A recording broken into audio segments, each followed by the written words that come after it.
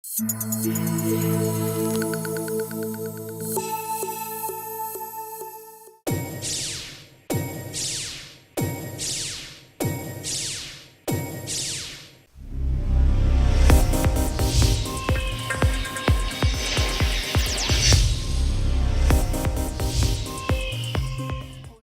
29 de novembro de 2016, está no ar nossa Estação Hamburgo, ao vivo, direto para Novo Hamburgo, Campo Bom, Sapiranga, Estância Velha e para o mundo inteiro, através da internet.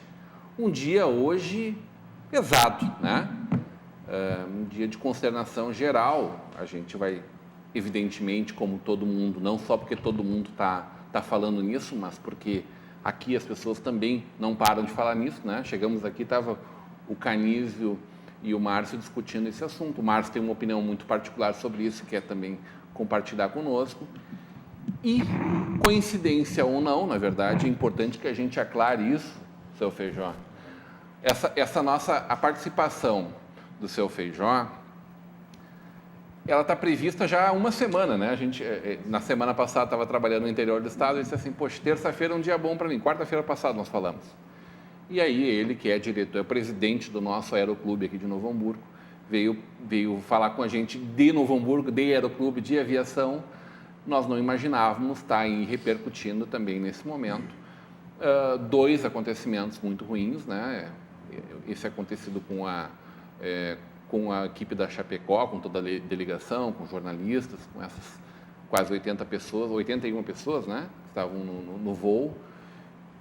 E também um piloto agrícola, aqui de Novo Hamburgo, mas no interior de São Paulo, que acabou também falecendo na queda desse avião.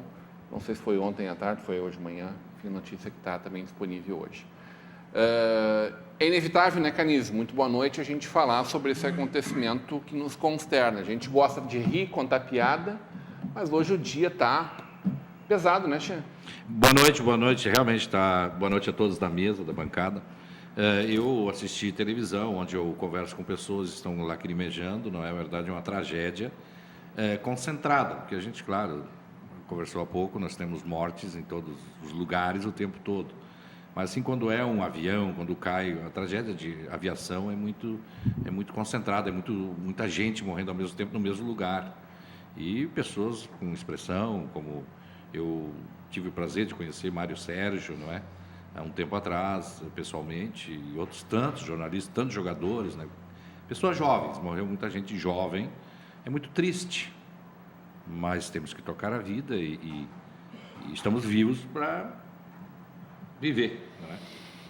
Ô Canísio, eu acho que o que mais nos consterna é uma turma no auge, né? A Chapecoense, uma equipe jovem no futebol brasileiro, mas conquistando essa projeção nacional, a possibilidade de ir para a Libertadores pela primeira vez, uma equipe que veio galgando postos nos últimos anos no futebol brasileiro, né? Começou ali no oeste de Santa Catarina, né?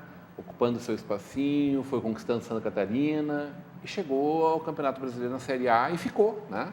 E esse ano ficou de novo, né? A Chapecoense não corre o risco de rebaixamento, pelo contrário, ainda postulava a possibilidade de uma Libertadores, talvez, no mínimo, com certeza já estaria na próxima Sul-Americana, né? Rodrigo, eu não conhecia Chapecó e o mês passado eu fui para lá para visitar o Expresso São Miguel, que a matriz é lá, um cliente, e eu fui de madrugada, cheguei lá, estava chovendo, inclusive, mas lá tudo estava assim na véspera desse título, no mês passado, é recente, e é tudo muito verde lá, sabe? Tudo é muito Chapecó, né? E é uma cidade bonita e tive o prazer de conhecer. E hoje eu fiquei realmente muito triste, porque o pessoal falou muito no Chapecó, ao meio-dia no almoço, não é? E na época eu acho que ganharam do Internacional, tinha um jogo assim,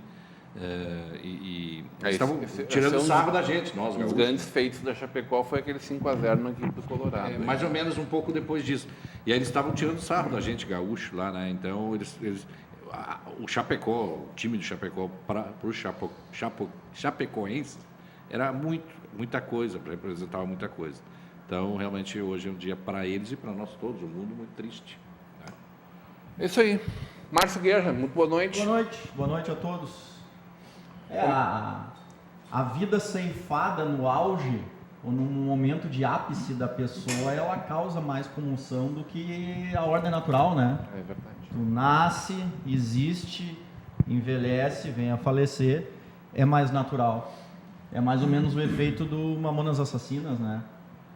No auge da carreira, explodindo pelo Brasil inteiro, e aí aconteceu. Bem lembrado, no auge quer dizer, talvez viesse mais sucesso. Talvez fizesse mais, mas era um momento estavam que todo mundo explodidos no Brasil inteiro, né? Exatamente, né? E aquilo, então, é ceifado de uma maneira radical, de um momento para o outro, ninguém espera. A morte, a gente não espera, na verdade, né? A gente não quer que chegue, na verdade. E é natural que cause mais comoção, não adianta, é assim, né? É um baque porque é o baque do momento. Muito bem. Beto Castro, muito boa noite. Boa noite, Rodrigo. Boa noite, colegas de mesa. Feijó, prazer te conhecer. Realmente a gente fica assim... Isso incomoda a gente, né? Saber que tem tanta gente sofrendo em relação a isso. Sabe-se que tem muita gente sofrendo em diferentes ambientes e hospitais, o que a gente vinha falando há pouco, né? Mas não que não se deva dar ênfase a essa tragédia, né? O que parece faltar um pouco é ênfase a tantas outras tragédias que acontecem no nosso dia a dia pelo nosso país, mas nós brasileiros temos, parece que uma sina, né? Quando há ídolos, pessoas que parece que se destacam daquela mesmice, parece que acontecem essas coisas, né?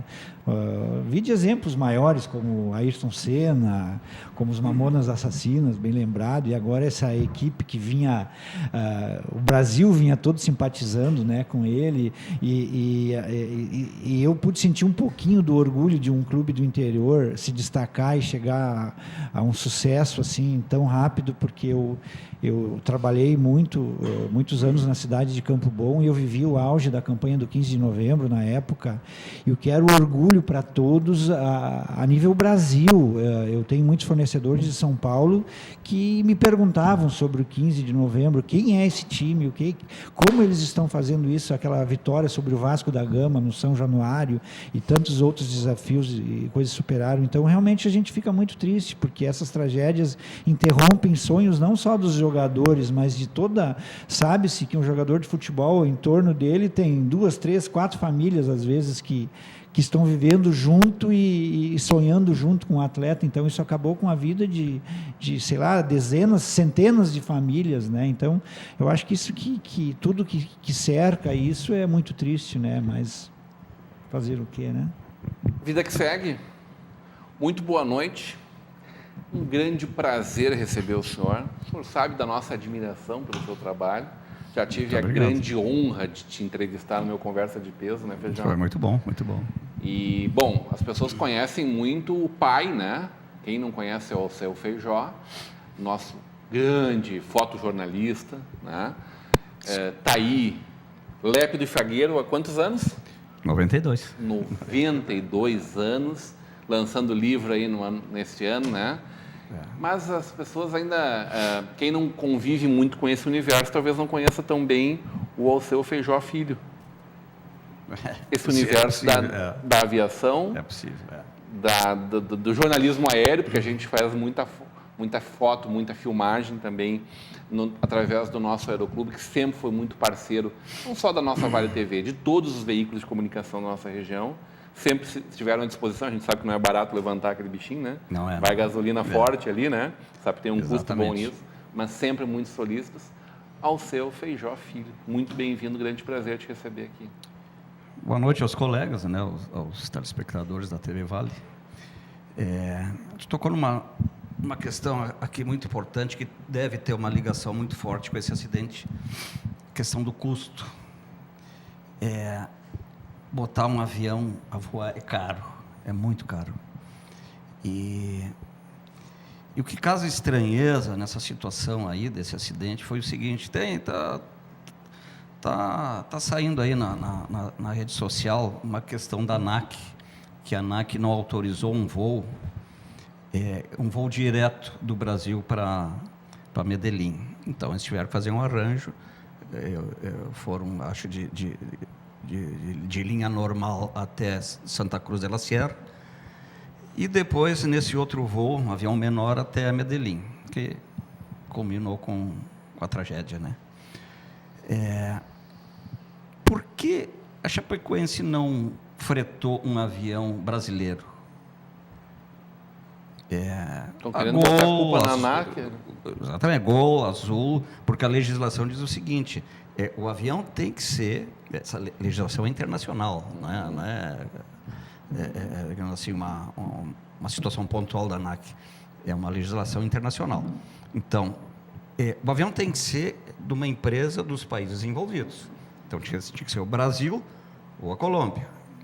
Mas pegaram um avião da Bolívia. Por que isso? Porque era mais barato. E em aviação, o barato sai caro. Infelizmente, essa tragédia aí, essas pessoas todas que morreram, né, é uma tristeza muito grande. Porém, a gente que está envolvido na aviação faz uma abordagem mais técnica nessas situações. Por quê? Para saber exatamente o que aconteceu, para prevenir outro acidente. E o que está mostrando é o seguinte, é uma coisa assim muito, muito estranha e muito antiga também, que ele ficou sem combustível. Isso é uma coisa que hoje em dia não tem mais explicação. É de estranhar até o seguinte, como foi liberado o plano de voo? Existem regras para definir um plano de voo no que refere a combustível. Tu tem que ter combustível para chegar no destino, do destino ir até uma alternativa pré-definida e voar mais 30 minutos. Pelo que está se vendo, o voo era 4 horas e 15, o avião tinha 4 horas e meia de autonomia. Então, qualquer situaçãozinha, mau tempo, teve que desviar algum mau tempo, alguma coisa, e parece que foi o que aconteceu. Feijó, eu olhei o noticiário da Band, e lá, Band News, e aí eles disseram que tinha um outro avião, no plano mais baixo, que teria que aterrissar primeiro. Exatamente. E demorou para aterrissar. Exatamente. Então, esse é o ponto que tem que ser observado, né? Porque toda aquela reserva é para prevenir situações que surgem no momento. E que realmente surgiu esse outro avião. E daí mas daí o cara vai dizer que... Por que ele não avisou? Olha, eu estou em emergência de combustível. Aí entra muitas questões pessoais, né? Uma delas era que o piloto era o dono da empresa. Então, isso é uma coisa que... Alguém disse que essa empresa era venezuelana, estava impedida de trabalhar na Venezuela por causa desde do Chaves. 2002, E aí tinha um avião só mais que era este, que estava de uma forma não transparente na Bolívia, em Cochabamba, né?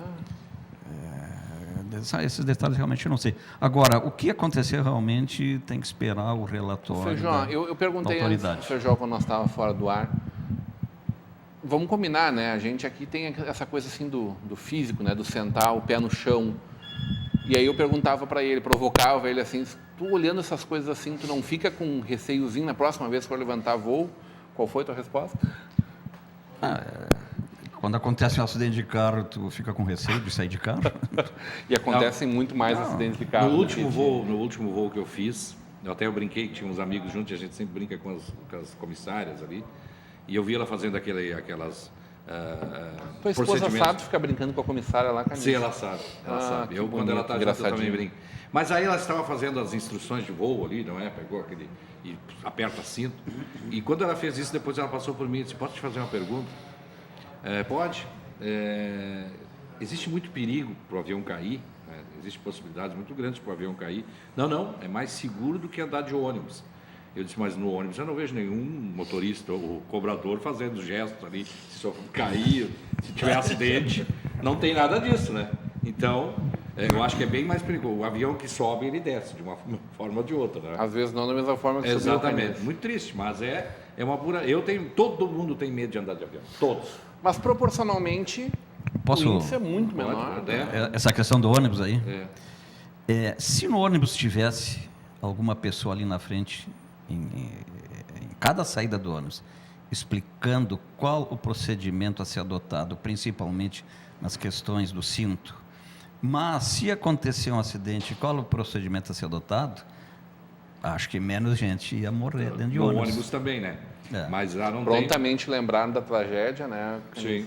da tragédia lá do Brasil de Pelotas. Brasil de Pelotas, Que mais gente que poderia ter sido menor aquilo ali se tivesse... Mas hoje nós temos instruções nesses ônibus de longo curso, tem instruções muito semelhantes à aeronave, sim.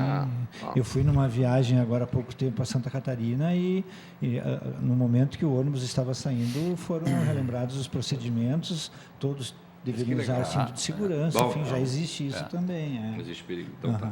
Claro, tu vai falar num coletivo que passa dentro de uma cidade, aí é complicado, né? Sobe a serra e passa. Sim. Claro que não.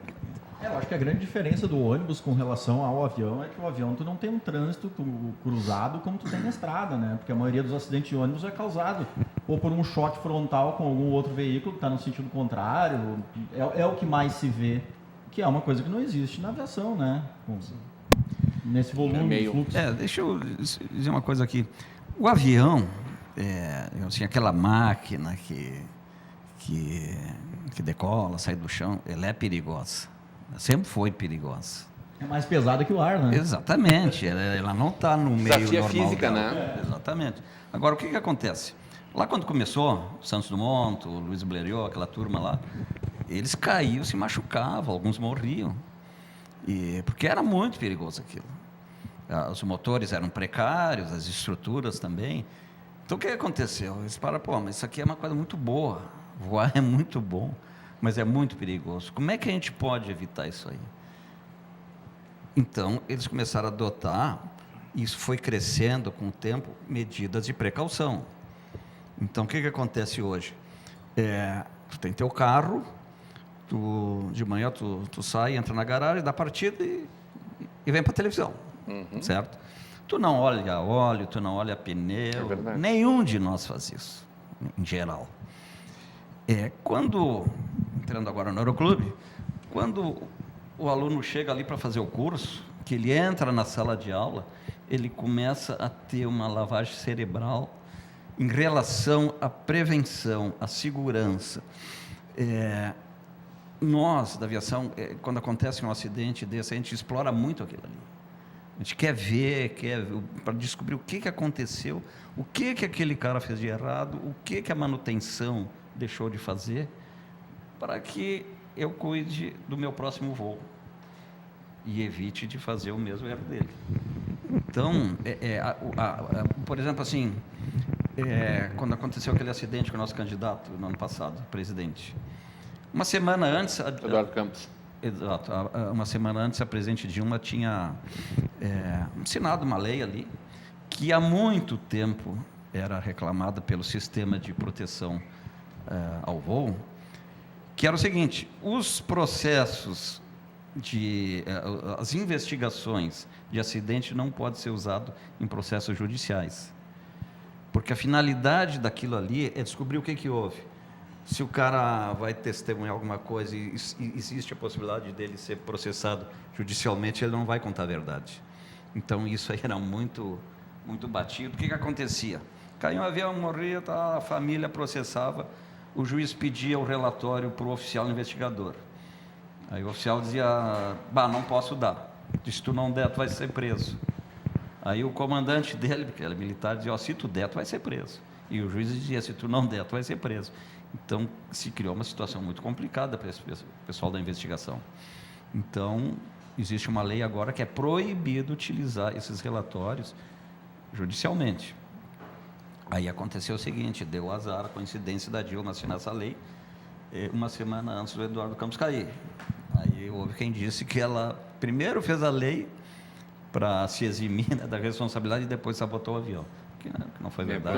Não foi verdade. Mas sabe que eu estava vendo uma imagem também desse avião, a delegação da Argentina usou esse avião e muitos outros times. O próprio Nacional de Medellín usou em outro momento, né? O Atlético Nacional, né? E a seleção da Argentina usou esse avião para vir jogar contra o Brasil agora, há 2 semanas atrás, não sei quanto tempo faz. E estava o Messi, o outro jogador da Argentina, e o comandante, o piloto e o copiloto na foto dentro do avião. Então, ali a imagem, né? Piloto esse que morreu. Isso que morreu. Fala-se que que para um avião cair tem que acontecer uma sequência de erros, não apenas um, né? Mas só tem um único pode derrubar um avião, né? Que é a pane seca. Tá, então, assim, o que aconteceu? Ele não tinha combustível adequado, né? Foi o primeiro erro dele. Primeira situação, primeiro elo da corrente do acidente. Posteriormente, mau tempo, segundo elo, que ele teve que desviar, soube que ele teve que desviar, tomou o tempo dele. E fechou com esse avião que tu falou aí, que estava circulando ali. Mas Quer dizer, se tu evitar um deles, não acontece o acidente. Feijó, mas o avião tendo combustível, ele explode, né? Claro. Num caso como esse, teria que ter tido uma explosão. É que esse avião, todos esses motores a turbina, diferentemente do motor convencional, ele é um incêndio controlado no interior da turbina. Então, quando ele bate no chão forte, acontece duas coisas. Estoura a turbina, sai todo aquele fogaréu para fora. Estoura o tanque, sai todo aquele combustível, então vira aquela bola de fogo, né? Alex, temos um vídeo no ponto aí? Solta para nós aí, por favor.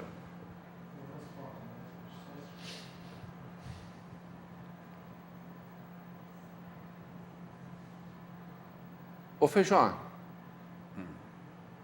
foi feito pelo nosso aeroclube aqui. Acho que não.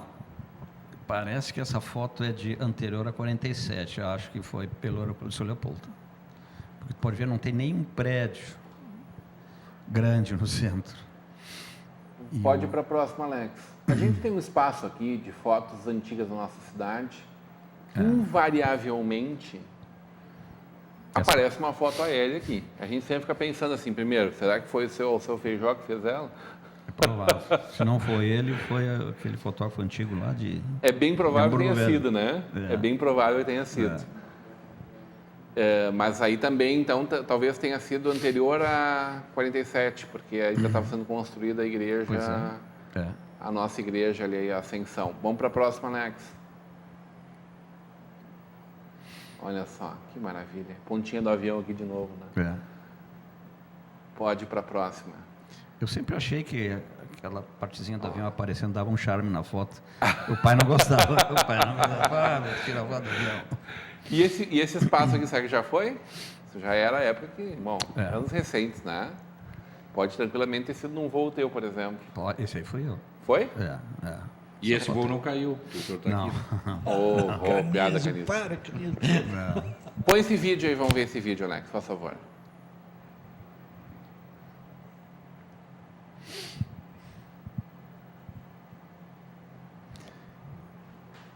Fala para nós desse vídeo aí. Esse Feijó. avião, nós estamos...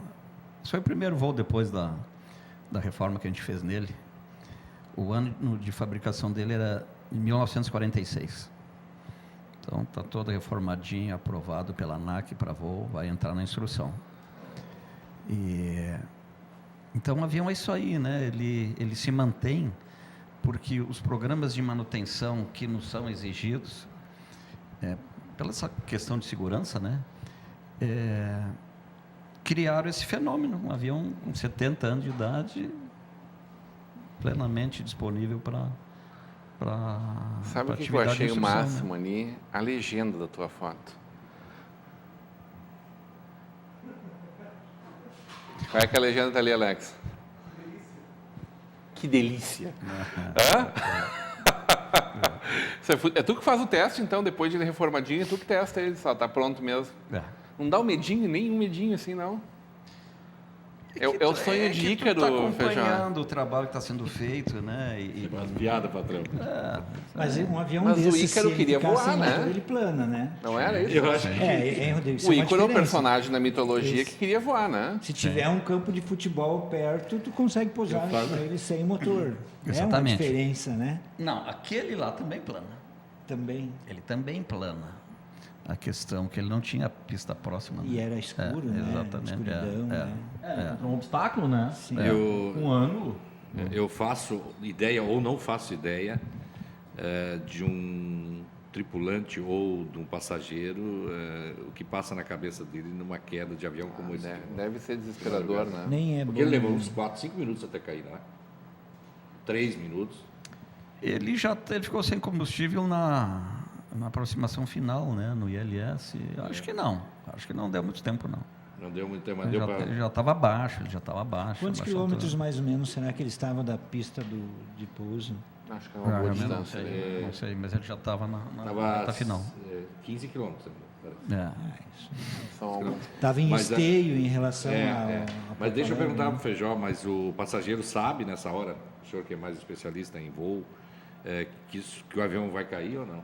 O piloto sabe. Depende da situação, né? Porque a legislação ela prevê que o piloto, digamos, se ele está ciente de uma situação assim de risco, de um acidente iminente, ele tem que comunicar ao passageiro, a aeromoça ali, até para se posicionar naquela posição de impacto, né? Esse momento que eu fico imaginando o que passa, porque ele sabia o que ia cair. Sim. Pode que ali ele não tivesse tido tempo de avisar. Muito bem. Dia complicado hoje, essa terça-feira histórica, né? Talvez a maior tragédia da aviação do futebol internacional, mundial, né? A gente já teve outros casos, mas bem menos repercussão, menos pessoas, enfim. O pessoal estava se preparando para o auge desse momento, definir um título internacional, né?